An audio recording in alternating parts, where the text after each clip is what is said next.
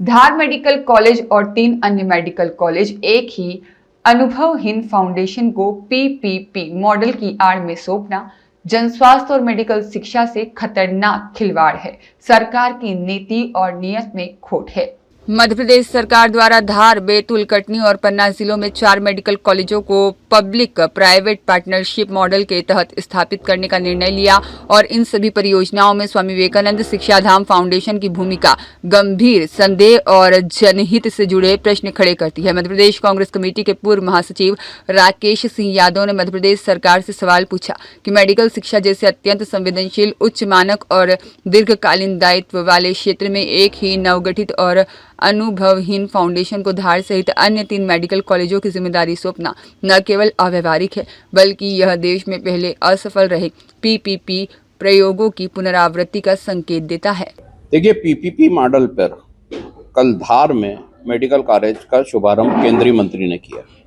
3 अन्य जगह भी पीपीपी मॉडल पर मेडिकल कॉलेज बनाए जा रहे हैं। जो नाम कंपनी का पीपीपी मॉडल में आया, जिससे एग्रीमेंट हुआ, वो विवेकानंद फाउंडेशन का नाम सामने आया।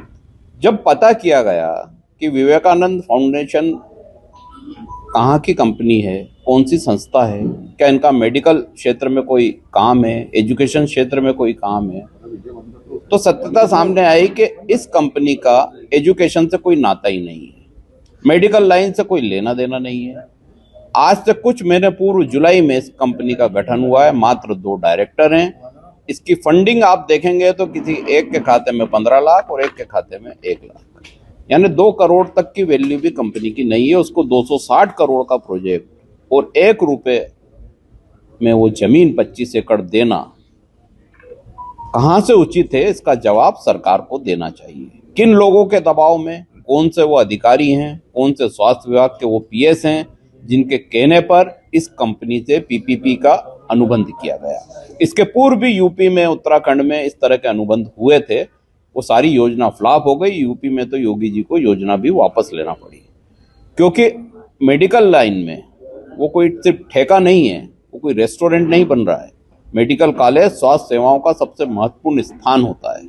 अगर वहाँ ऐसी कंपनी काम कर रही है, ऐसी संस्था काम कर रही है जिसका शिक्षा जगत से कोई लेना देना नहीं है, जिसका मेडिकल संस्थान से कोई लेना देना नहीं और जिसको कोई एक्सपीरियंस नहीं, उससे किस तरीके के कैसे एग्रीमेंट हुआ, ये बड़ा गंभीर और जांच का विषय है।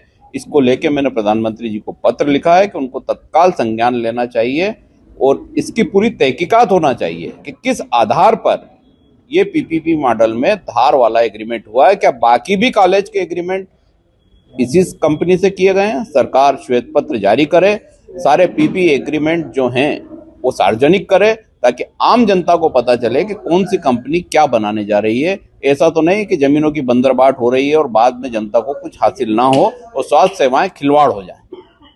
ये जो देखिए, जो तथ्य सामने आए हैं, जिस तरह की कंपनी की एलिजिबिलिटी होना चाहिए वो इसमें नहीं है। अगर 4 महीने पहले कोई फर्म प्लान होती है, रजिस्टर्ड होती है, उसका टिन नंबर लिया जाता है और उसको एकदम सरकार पीपीपी मॉडल में एग्रीमेंट कर लेती है।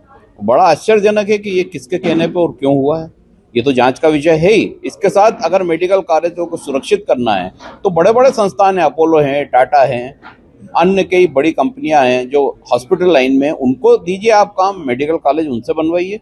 जरूरत क्या है ऐसी कंपनी जिसका कोई नामो निशान नहीं है, जिसके पास आर्थिक संसाधन नहीं है, जिसके पास एक्सपीरियंस नहीं है, उससे पीपीपी मॉडल में अगर एग्रीमेंट किया जा रहा है तो संदेह के घेरे में आता है और इसकी जांच निश्चित तौर पर होना चाहिए। सर, इसमें तो ये बात भी सामने रही कि निजी यूनिवर्सिटी ने अपने सिस्टर कंसर्न बना के ये पूरा काम लिया है। देखिए, निजी यूनिवर्सिटी हो या कोई भी व्यक्ति हो या उद्योगपति हो, वो अगर ये सोचता है कि मेडिकल कॉलेज और स्वास्थ्य संस्थाएं वो खुद संचालित कर सकता है तो ये संभव नहीं है। अनेक डिपार्टमेंट से एनओसी लगती है, पुराना रिकॉर्ड लगता है, क्या एक्सपीरियंस वो लगता है।